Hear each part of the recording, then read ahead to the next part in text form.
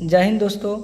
आज class 10th का जो क्वेश्चन बैंक मैथमेटिक्स ऑब्जेक्टिव लेके आए जो परीक्षा की दृष्टि से काफ़ी महत्वपूर्ण है और ये क्वेश्चन बार बार पूछने वाला क्वेश्चन है। इस क्वेश्चन को आज देखेंगे और ये आगामी एग्ज़ाम के लिए काफ़ी हेल्पफुल होने वाला है, इसलिए ध्यान से हर एक क्वेश्चन को देखेंगे। बिना देर किए आते हैं फर्स्ट क्वेश्चन पे। फर्स्ट क्वेश्चन है, निम्नलिखित में कौन परमेय संख्या है? पूछ रहा है परमेय संख्या। परमेय संख्या जो p बट्टा q के रूप में हो। परमेय संख्या अगर पूछे दो नंबरी में, तो परमेय संख्या क्या है? जो p बट्टा q के रूप में हो, ठीक है, में हो। दूसरा इसका नियम है q is equal to not zero. इसका मतलब ये हुआ ये हर है, ये अंश है, तो हर कभी शून्य नहीं हो। तीसरा जो इसका पहचानने का नियम है, इसका कोई उभयनिष्ठ गुणनखंड न हो। इसका कोई उभयनिष्ठ गुणनखंड न हो, ठीक है। अब देखिए क्वेश्चन में निम्नलिखित में और अपरमेय, देखिए ये परमेय हो गया।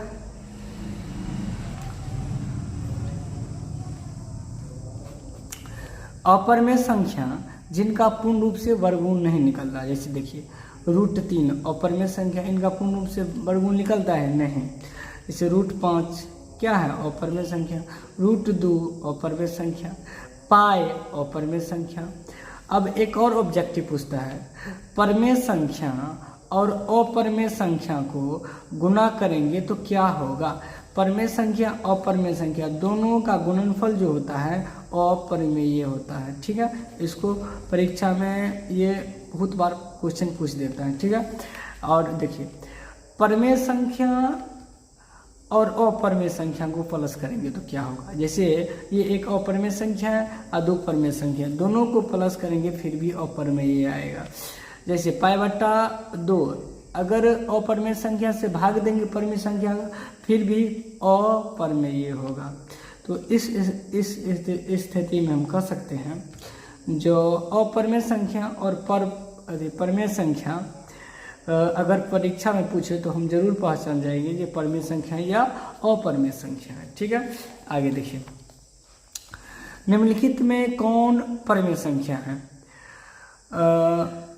√3 वर्गमूल निकलता है? नहीं निकलता है, तो अपरमेय है। देखिए दूसरा ऑप्शन है 2 बटा √2 और √2 से कट गया तो 2 क्या बच गया? परमेय संख्या। तो इसका करेक्ट आंसर क्या होगा? परमेय संख्या, ऑप्शन खो। और सी देखिए इसका वर्गमूल नहीं निकलता है तो ये अपरमेय है। इनका भी वर्गमूल पूर्ण रूप से नहीं निकलता, ये भी अपरमेय है।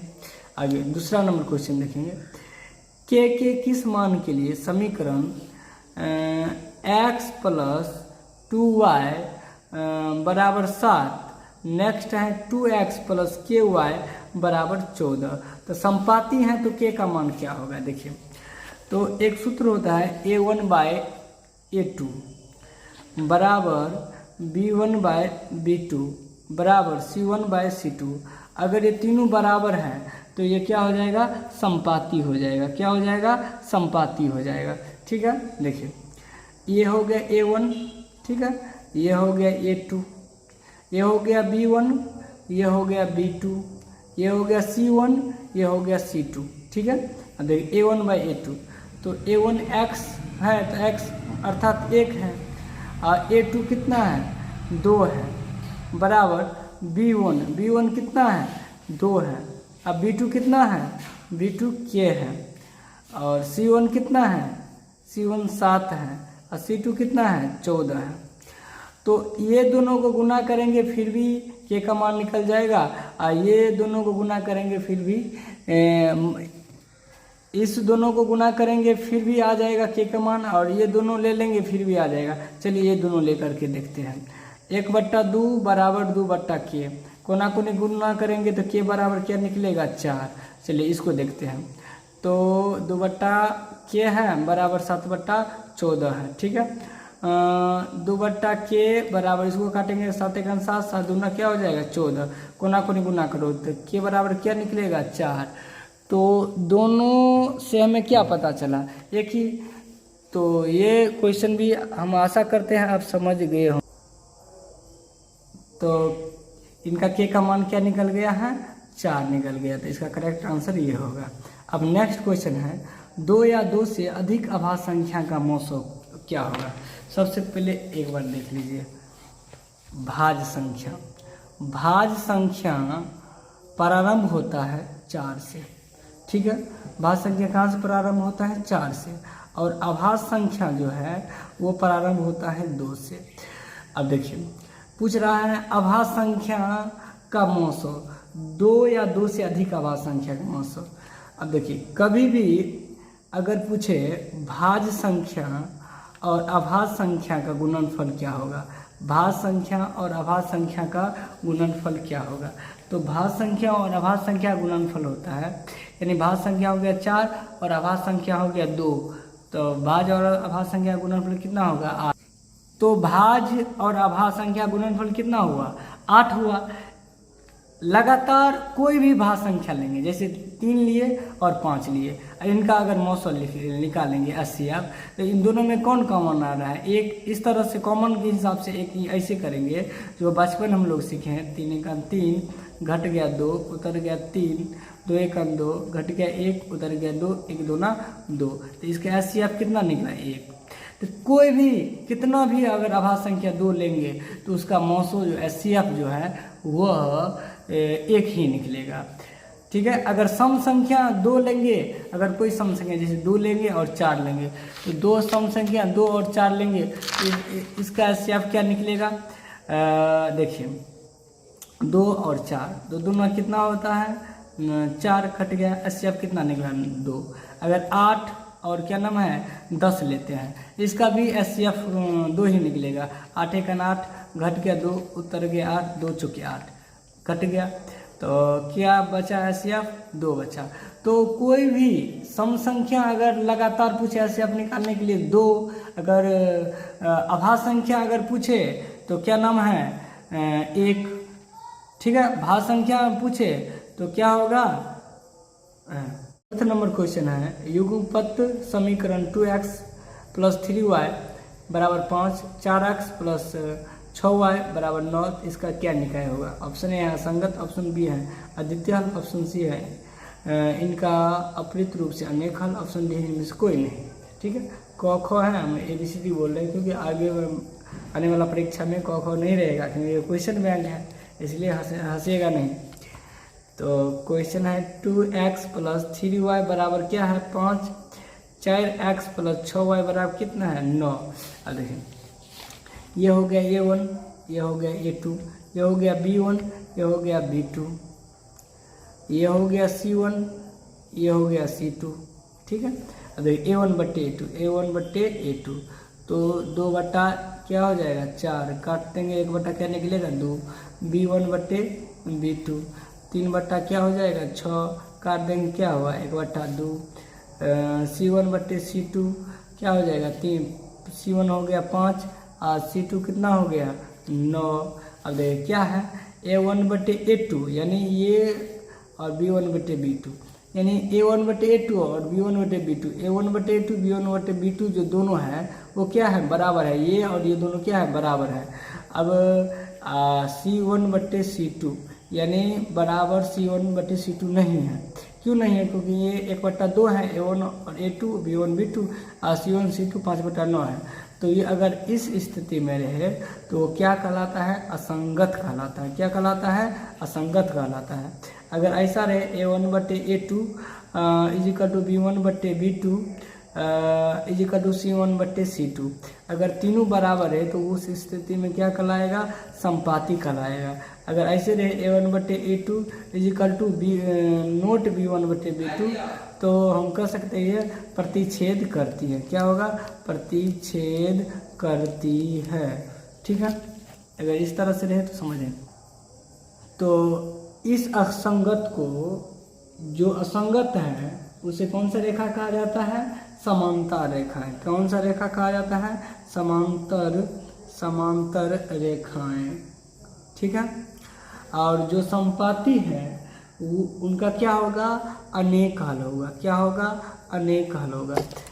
जो प्रतिच्छेद करती है उनका क्या होगा, अद्वितीय हल होगा। क्या हल होगा, अद्वितीय हल। अद्वितीय माने इनका एक ही हल होगा, अद्वितीय हल यानी केवल एक हल, केवल एक हल। ठीक है, आगे क्वेश्चन है, वृत्त का केंद्र O, ये एक वृत्त है। ठीक है, इनका जो केंद्र है ये केंद्र O है। ठीक है, और बिंदु P से खींची गई दो स्पर्श रेखाएं, यहाँ से एक बिंदु खींची गई है और इस बिंदु से दो स्पर्श रेखा खींची गई इस प्रकार से। ठीक है, दो स्पर्श रेखाएं। ठीक है, जो है एक PA और एक है PB, ये PA है ये PB है। ठीक है, तो ये जो है PA और PB, तो ये एक दूसरे के से कोण पर 80 डिग्री क्या करते हैं, झुकती है। ठीक है, तो पूछ रहा है कोण POA, कोण POA यानी इस डिग्री का, इस कोण का मान क्या होगा। देखिए, ये अगर ऑब्जेक्टिव में पूछे तो सीधी याद कर लेना है, ये कोण और ये कोण दोनों का योग कितना डिग्री है, 180 डिग्री। तो कोण हो गया AOB, जोड़ कोण APB, इनका योग कितना डिग्री, 180 डिग्री। ये दोनों कोण का योग कितने डिग्री, 180 डिग्री। अब देखिए APB का मान कितना दिया है, 80 डिग्री, यहाँ हो गया 80 डिग्री बराबर 180। कोण AOB बराबर 180 प्लस था इधर क्या हो जाएगा माइनस, कोण AOB बराबर क्या हो जाएगा, सीधा 100 डिग्री। तो अब देखिए कोण AOB इस दोनों का समद्विभाजित है, तो इसका क्या हो जाएगा, आधा हो जाएगा। तो कोण AOP बराबर कोण AOB का क्या हो जाएगा, आधा हो जाएगा समद्विभाजित। तो 100 क्या हो जाएगा 2, तो क्या हो जाएगा 50। तो इनका करेक्ट आंसर क्या हो जाएगा 50, ऑप्शन ए। आगे नेक्स्ट है, बिंदु -8 और 6 चतुर्थांश किस चतुर्थांश में स्थित है, किस चतुर्थांश में क्या है स्थित है। देखिए एक बार, ये एक चतुर्थांश है, क्या है, ये y अक्ष, ठीक है, ये x, ये प्लस प्लस होता है, तो प्लस प्लस प्रथम होता है। ठीक है, ये होता है माइनस प्लस, और माइनस प्लस क्या होता है, द्वितीय होता है। ठीक है, ये है माइनस माइनस, तो ये माइनस माइनस को क्या कहा जाता है, तृतीय कहा जाता है। और ये प्लस माइनस है, तो प्लस माइनस को क्या कहा जाता है, चतुर्थ कहा जाता है। तो कभी भी अगर 6 और 5 रहे तो ये प्लस प्लस है तो प्रथम पद है। ठीक है, अगर यहाँ रहे -6 और 8 रहे तो माइनस प्लस है तो द्वितीय है। अगर -3 और -5 है तो दोनों माइनस है तो तृतीय है। अगर 6 और -7 है प्लस माइनस है तो चतुर्थ है। नेक्स्ट क्वेश्चन है 2 sin 38 बटे cos 52। इस तरह से अगर सवाल रहे तो आंख मूंद करके अगर कभी अगर ऐसे पूछता sin 38 बटे cos 52, तो इनका मान याद रखना है एक ही होगा। और यहाँ 2 है तो मान क्या होगा, 2 ही होगा। इसको बनाएंगे कैसे, इसको ऐसे बनाएंगे sin 90 - 52, sin 90 - 52 घटाएंगे तो क्या बच जाएगा 38, cos क्या हो जाएगा 52 बराबर क्या हो जाएगा sin 90 - यानी cos से होता है तो यहाँ हो जाएगा cos 52 बटे cos 52, तो काट के कितना हुआ 1। अब देखो इसको हल कीजिए, ऊपर जैसे हैं वैसे दोनों में किसी को एक बदल सकते हैं। यहाँ क्या हो जाएगा cos 90 - 38, cos 90 - 38 घटाएंगे तो क्या हो जाएगा 38 sin, ठीक है, cos 90 - 38 घटाएंगे तो क्या हो जाएगा cos 52, 2 sin 38, तो क्या हो जाएगा 2 sin 38 बटे cos किस में बदल जाएगा sin, क्या हो जाएगा 38। अब sin 38 कट गया तो क्या हो जाएगा -2। तो आंख मूंद के ये सवाल अगर परीक्षा में आए तो बना देना है। नेक्स्ट आगे है 1 + tan² थीटा। अब देखिए 1 + tan² थीटा का मान याद करने वाला है, ए सेक स्क्वायर थीटा होता है। ठीक है, ये सूत्र है। ठीक है, एक बार फिर बता देते हैं। अगर पूछे sine square theta plus cos square theta बराबर क्या होगा, तो 1 होगा। अगर पूछे साइन स्क्वायर थीटा बराबर 1 प्लस, तो इधर क्या हो जाएगा, माइनस कॉस स्क्वायर थीटा। कभी कभी ये पूछता है जो साइन थीटा का मान क्या होगा, तो साइन थीटा का मान क्या दिया रहता है, √1 माइनस कॉस स्क्वायर थीटा। तो ये भी बात याद रखना है। ठीक है, कभी कभी ये पूछ देता है साइन थीटा का मान निम्नलिखित में कौन है, तो √अंडर में ऑप्शन में ये रहेगा। ठीक है, इस तरह से सवाल मिस नहीं करिएगा। नेक्स्ट आगे है 5, 3, 7, 6, 4, 2, 1 का माध्यिका क्या होगा। कभी भी माध्यिका निकालने के लिए कहे तो उनको आरोही क्रम में सजा लेना है।